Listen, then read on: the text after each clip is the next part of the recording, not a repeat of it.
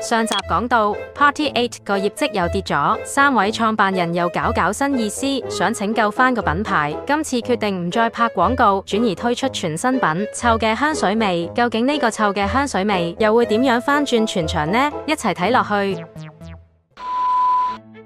我兄弟大鑊啊！我哋業績又跌啦。最衰嘅，而家我哋成個辦公室好似街市咁撚臭啊！街市辦公室最少我哋幾條友啦，大佬。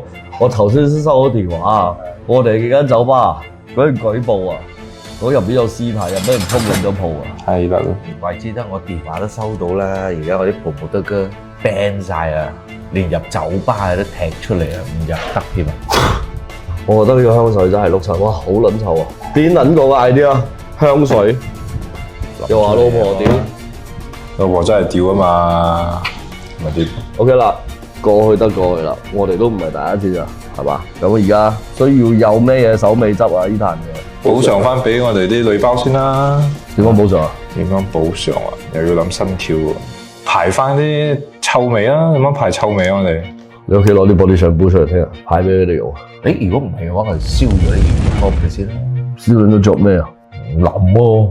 正新嘅咯，係咯，咁我哋有幾多 budget啊？而家嗱，budget又唔多噶啦，咁樣就越少報越好咯，越少報越平啲咯，應該係。即係唔係好性感咯？如果諗深一層都係嘅，話連我哋坐喺度今日都係要諗計，咁樣啲 promote 都係着得性感啲，係嘛？性感啲好啊，好啊，係啊，性感有邊個唔中意啊？男仔中意啊，大把佬之前冇嗰啲男粉絲揾翻嚟啦，係嘛？揾翻嚟啊！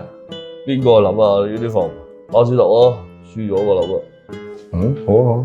包剪揼，不如贏咗個諗啊，好嘛？喂 ，majority win，你話輸咗喎？我哋諗啊，唔理啊，我哋搞啊呢個，靠晒你啊！買白啲啦，買白啲啦，買白啲啦！食咗白啲會防宿醉啊！買白啲啦，買白啲啦，買白啲啦！ Party 8推廣完，而家以更性感嘅新造型，請大家多多支持我哋嘅產品。睇咗呢個影片記得 like 同埋 subscribe 啊！唔 like 唔 subscribe 打你哋啊！